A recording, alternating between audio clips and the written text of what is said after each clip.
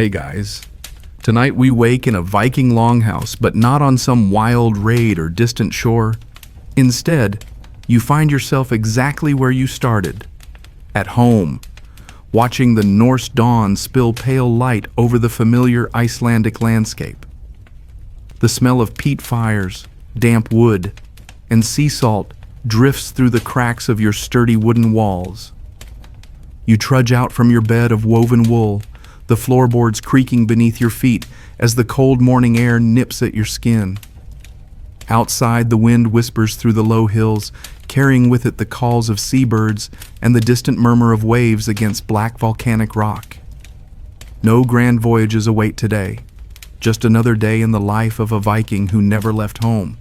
And let's be honest, if you thought you'd be swinging axes or shouting in foreign lands, you probably won't survive this slow-paced tale of domestic Norse life. So before you get comfortable, take a moment to like the video and subscribe, but only if you genuinely enjoy what I do here. And hey, drop your location and local time in the comments. I'm curious who's settling in with me tonight.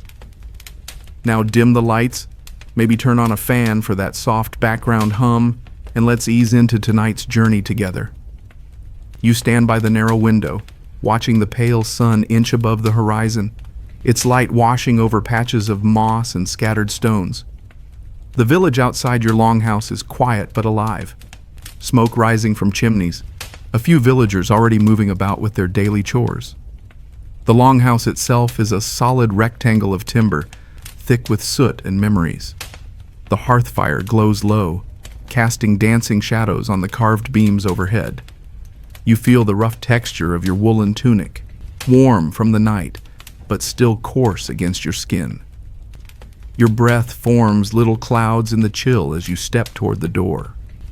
Today, like every day, you will tend the animals, sharpen your tools, and listen to the stories spun by neighbors who never left either. It's a life measured not by voyages, but by the slow, steady rhythms of hearth and earth. Historians tell us that most Vikings never ventured far beyond their homelands. Despite the tales of raiding and exploration, many lived quiet lives in their villages, farming, fishing, and maintaining their homes. You might find that comforting or a little boring, but it's real. And tonight, you're living it. There's an old saga whispered among the villagers about a man who never left his farm, yet whose stories traveled farther than many kings. Whether that's true or just a bit of local pride, you'll soon see how a Viking's world can be vast without ever setting sail. You step outside into the soft morning light, the air crisp with the promise of a new day. The scent of damp earth and drying wool fills your nostrils. Somewhere nearby, a dog barks, and a child's laughter rings out across the fields. The simple sounds of home. You trudge toward the animal pens, the ground soft beneath your boots. The sheep bleat softly as you approach, recognizing the familiar figure who feeds them each morning. You reach out, running your hands over their thick, warm fleece. It's a small comfort, a touchstone in a world that feels vast despite its boundaries. This is your Viking life, quiet, grounded, steady, and it's just beginning. You turn your attention to the hearth, the heart of your longhouse, and the center of daily life. The fire crackles softly, sending warm orange light flickering across the carved wooden walls and the woven tapestries that tell stories of gods, battles, and ancient kin. You stir the embers with a worn iron poker, sending a brief shower of sparks upward through the smoke hole above. The scent of burning peat mingles with the lingering aroma of last night's stew, hearty lamb with wild herbs gathered from the nearby hills. It's the smell of survival, and you breathe it in deeply. The hearth is where your meals are cooked, your stories are told, and your thoughts often drift as the wind whistles through the cracks in the timber. Today, your tasks revolve around the familiar rhythm of tending livestock, preparing food, and mending tools. The sheep are restless, their fleeces thick and warming against the approaching winter. You gather fresh water from a nearby stream, the cold rushing against your hands like liquid ice, then carry it back in a sturdy wooden bucket. As you work, you notice your breath steaming in the chill air, and the wool on your sleeves rough but comforting. It's a world where comfort is measured in warmth and routine. The longhouse is modest but well crafted, each beam hewn with care and decorated with faint carvings of knots and beasts that your ancestors once believed held protective power. A nearby neighbor stops by to exchange news, a simple nod, a word about the weather, a shared joke about the stubbornness of the village goat. Life here is slow, grounded in community and the land. No ships wait at the shore for you, no distant lands call. Your voyages are through seasons and stories. Historians remind us that the majority of Vikings lived this way, rooted in their villages, their days filled with repetitive, necessary tasks. The raiding sagas might be exciting, but the real Viking world was largely domestic and deeply tied to nature's cycles. Here's a quirky tidbit. Vikings often used animal fats mixed with herbs to waterproof their clothing and even their hair. Imagine waking up smelling like a pine-scented moose. The natural world was never far from your skin. Scholars still debate how much Norse culture celebrated adventure versus community life. Some argue the romanticized Viking explorer was more myth than reality, while others believe that even those who stayed home lived with a spirit of quiet resilience that was equally heroic. You lean on a fence post, watching clouds drift slowly overhead. The day stretches ahead, and the hearth's warmth calls you back. The day unfolds with steady purpose as you retreat into your crafts, hands busy with wood and wool. Your workshop is modest, a corner of the longhouse illuminated by a small window filtered with animal parchment. The air here smells faintly of pine resin, sawdust, and a hint of beeswax, remnants of your handiwork. Today you carve a simple wooden comb, its teeth evenly spaced, the edges smoothed by careful filing. The rhythmic scrape of your knife against the grain is soothing, a steady pulse that connects you to generations before. Nearby, bundles of dyed wool hang drying, their indigo and russet hues muted in the soft light. You sit and spin the wool into thread, fingers deftly guiding the fibers, humming a tune that's been passed down through oral tradition. These small creations are your legacy, woven into the fabric of your life as surely as the tales told by the elders. Your neighbors stop by occasionally, exchanging gossip or marveling at the new patterns you weave into your cloth. There's no talk of distant voyages here, just the slow dance of local life. The threads you spin bind you to your people and the land, a tangible expression of belonging.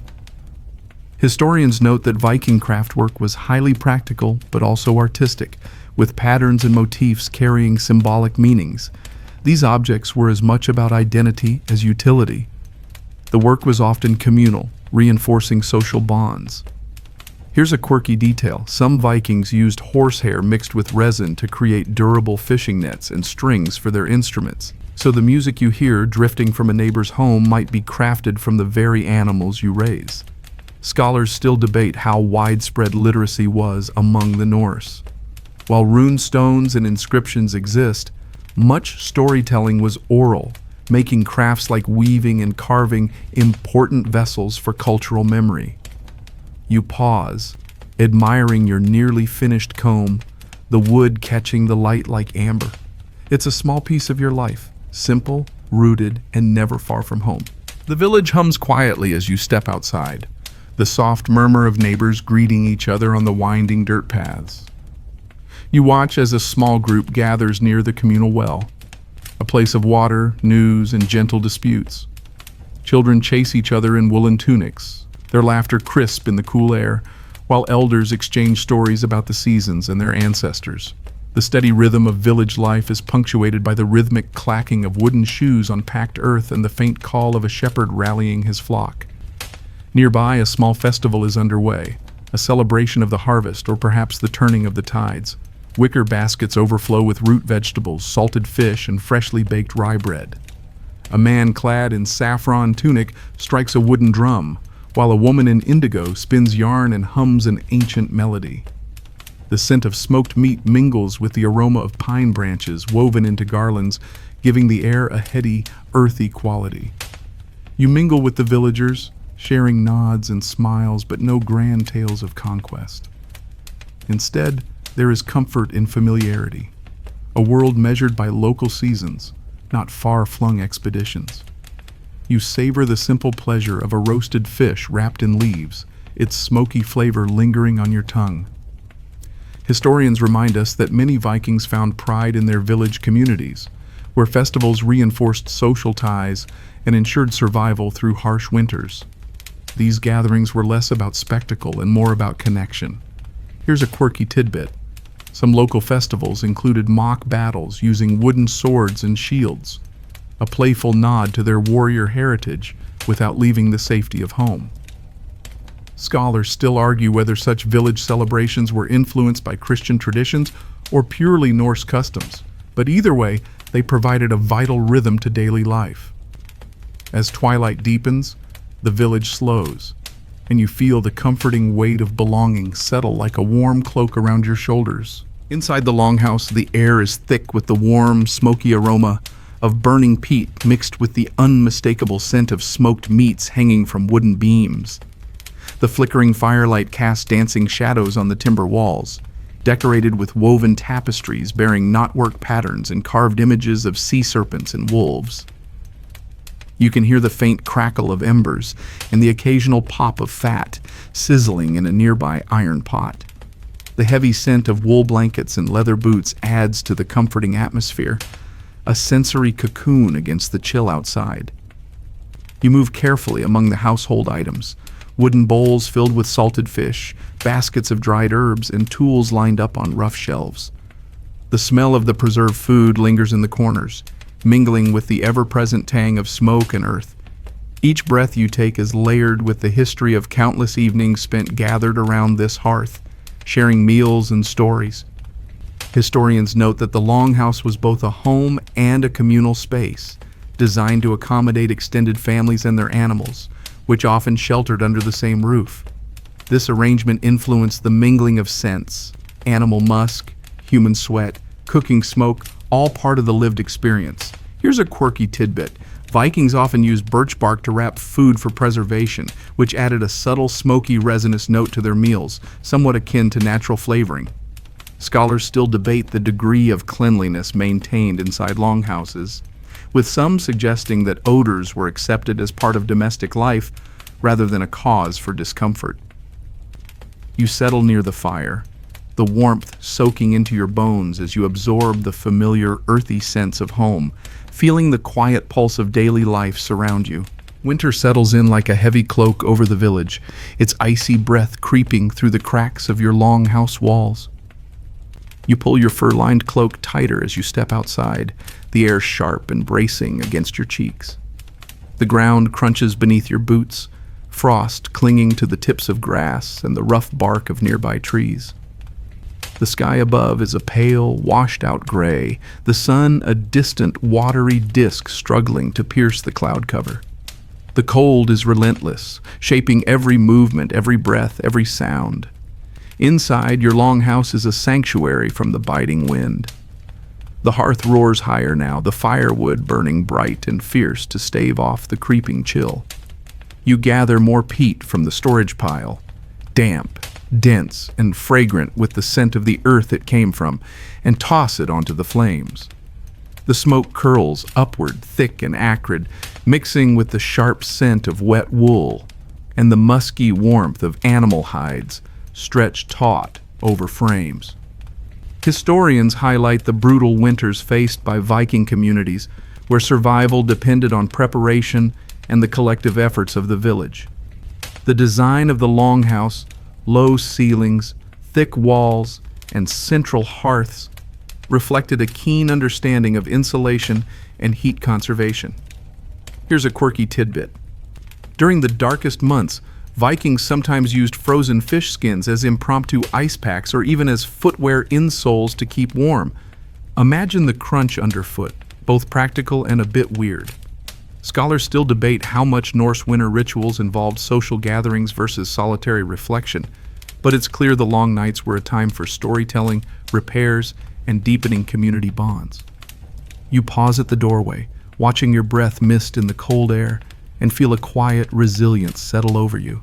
The same resilience passed down through generations who never needed to sail far to face the vastness. You rise early, the pale light barely filtering through the smoked glass window as you prepare for a day by the fjord. The scent of brine mingles with the faint aroma of pine from nearby woods, filling the crisp morning air. Your boots sink slightly into damp earth as you head toward the shore, the rhythmic sound of waves lapping against black volcanic stones, a constant companion. Today's tasks involve tending the small fishing nets and gathering seaweed, essentials for the long winter ahead. The salty breeze carries with it a whisper of distant sails, though you know you won't be boarding any ships today.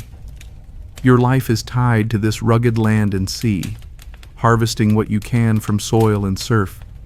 You inspect the nets carefully, repairing holes with coarse twine made from flax. Nearby, fishermen sort through freshly caught cod, their faces etched with quiet determination, their hands skilled from years of practice. Historians note that Viking subsistence relied heavily on farming and fishing, with coastal communities especially adept at utilizing the sea's resources.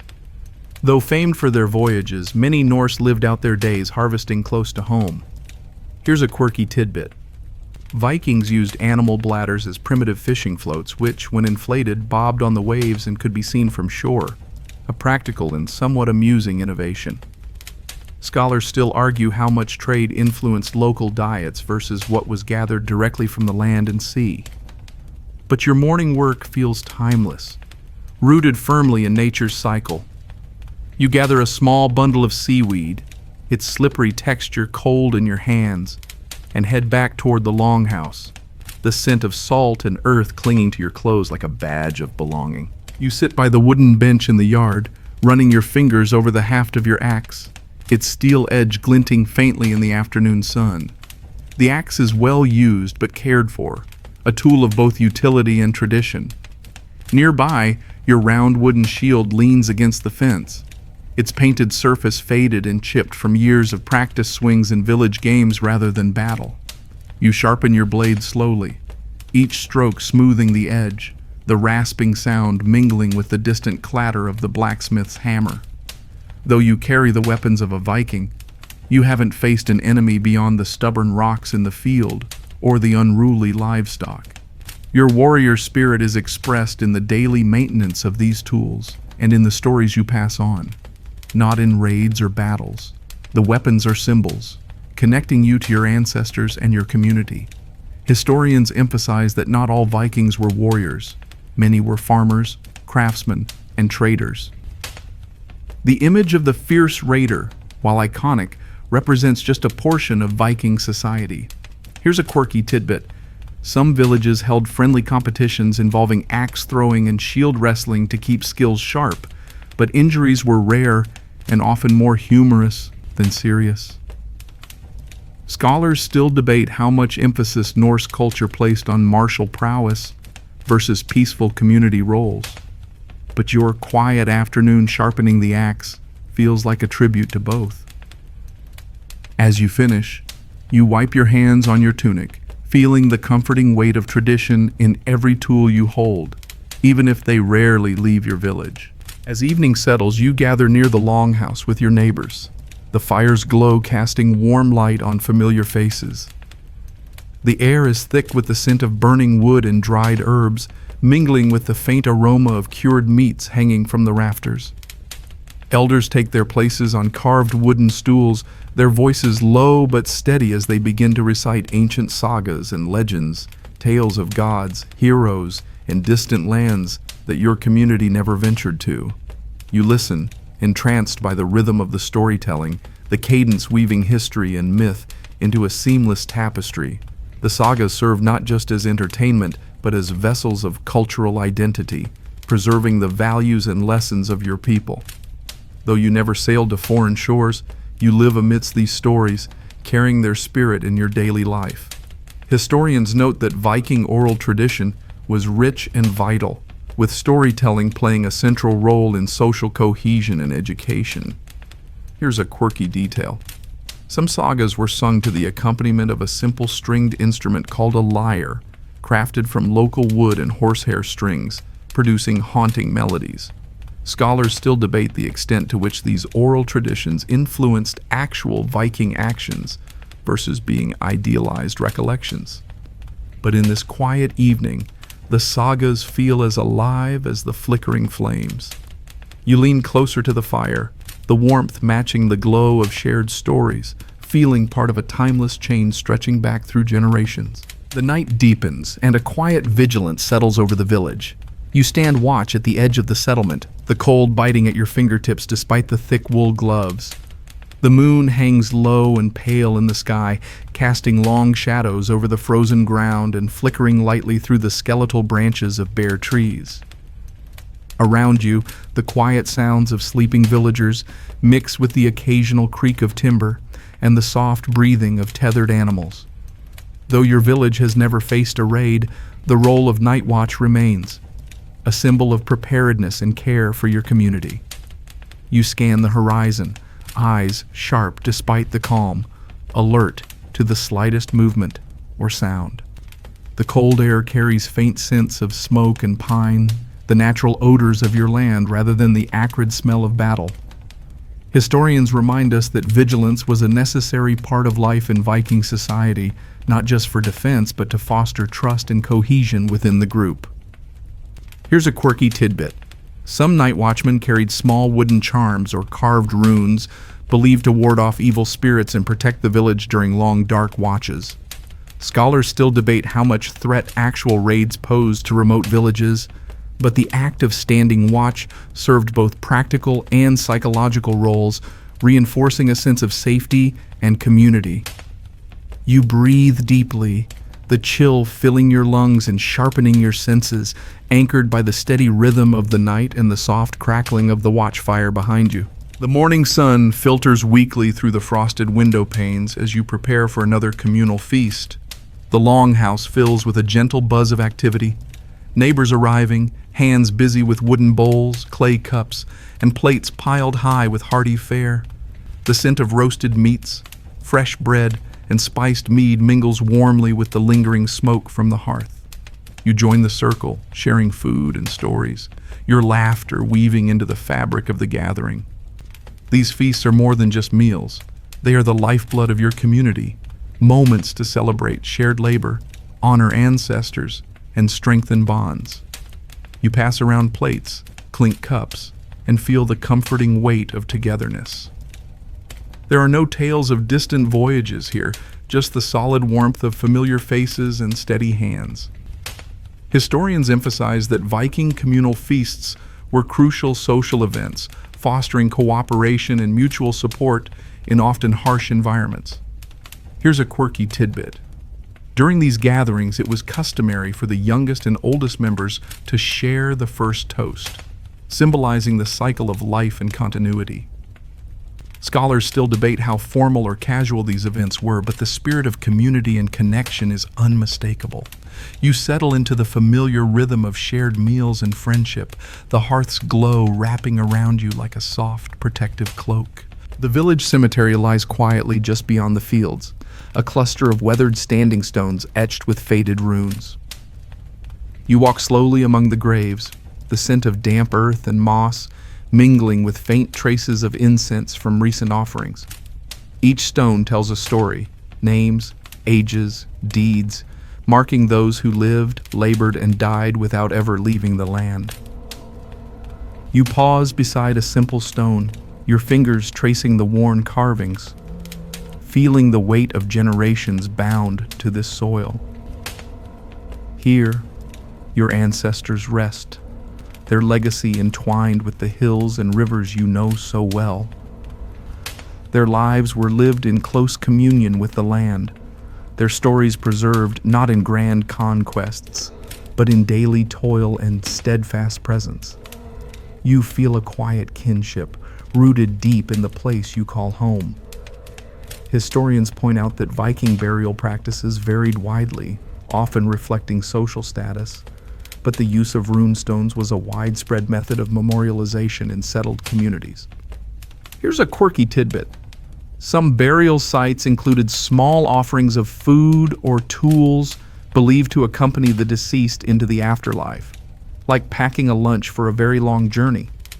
Scholars still debate the extent to which Viking beliefs about death influence their living communities, but visiting these stones grounds you in a continuity beyond travel or adventure.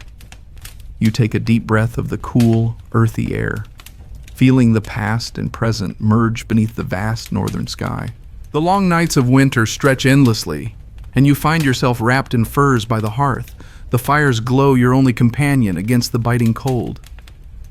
Outside, snow blankets the village, muffling sound and light alike. Inside, the air is thick with the mingled scents of burning peat, dried herbs, and the comforting musk of your woolen cloak. The silence invites reflection, and your thoughts wander through memories, dreams, and the stories whispered by the flickering flames. In these long hours, storytelling becomes a vital lifeline, a way to pass time, share wisdom, and connect with those around you. You listen as the elder recounts tales of gods and giants, of distant lands you've never seen, and heroes who walk the earth before you. The sagas unfold slowly, their cadence soothing and hypnotic, as if the very fire itself breathes the words into life. Historians note that winter was the season of oral tradition, when communities gathered indoors to sustain culture through spoken word and song. Here's a quirky tidbit. Some Viking storytellers used rhythmic hand gestures and simple instruments like bone whistles or drums to enhance their performances, making the tales more vivid. Scholars still debate how these stories evolved over time, balancing historical fact with myth. But for you, they are a warm thread weaving through the cold night. You close your eyes, the crackling fire a steady pulse, and feel yourself carried on a wave of ancient voices, grounded yet soaring in the quiet dark. The air is heavy with the somber stillness as you attend the quiet passing of a neighbor. The longhouse is dimly lit by the flickering light of oil lamps, their golden glow casting long shadows on the carved wooden beams. Inside, the scent of burning juniper and smoldering herbs fills the space, a gentle smoke meant to soothe spirits and purify the soul. The community gathers in hushed reverence, voices low as they share memories and prayers, honoring the life lived close to this land. You observe the simple rites, rooted not in grand ceremony but in heartfelt connection. The body rests wrapped in homespun cloth, surrounded by tokens of daily life, a wooden cup, a small carving, a bundle of dried flowers. There are no tales of far-off battles here. Instead, there is the quiet dignity of a life fully lived within the embrace of home and kin. Historians note that Viking funerary practices varied greatly, but local customs often emphasize simplicity and community mourning over elaborate displays. Here's a quirky tidbit. Some Norse funerals involve placing a pet animal or cherished tool alongside the deceased, symbolizing companionship in the journey beyond.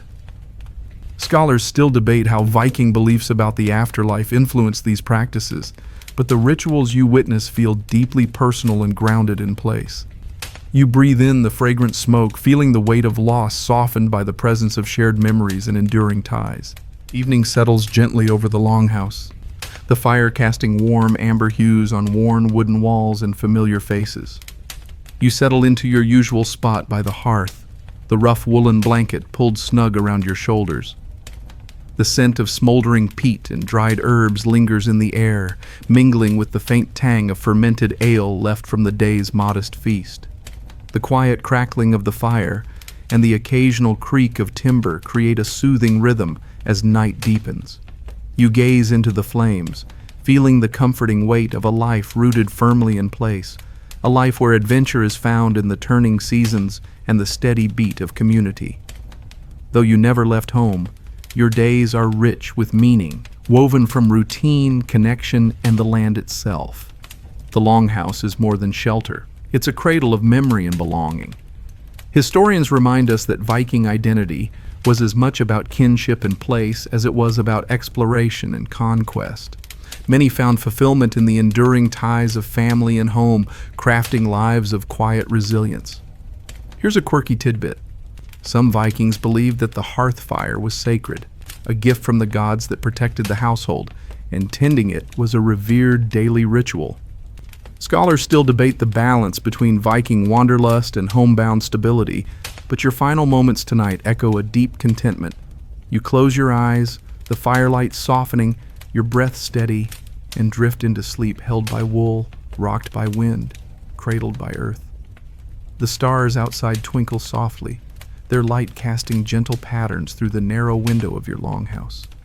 You lie back, the weight of the woolen blankets heavy and warm around you. Each breath you take carries the sense of the day, the hearth's smoke, the earth's musk, the faint salt of the sea. These fragrances mingle with the quiet rhythm of your heart, steady and slow. You feel yourself sinking deeper into the embrace of this place, the boundaries between past and present blurring like twilight mist over the hills. There's no rush here, no call to adventure, only the soothing certainty of belonging, of being rooted in a world that moves with the seasons and the stories shared by firelight. Your thoughts soften, drifting like the embers fading in the hearth. The longhouse stands as a steadfast companion, its walls holding the echoes of laughter, toil, and quiet reflection. You are part of this tapestry now, woven into the fabric of home. Let your mind float gently on this calm current. Let your senses ease, the scents and sounds of the Viking longhouse cradling you softly. You've journeyed far without ever leaving. Rest now, carried by the land, the wind, and the warmth of the fire.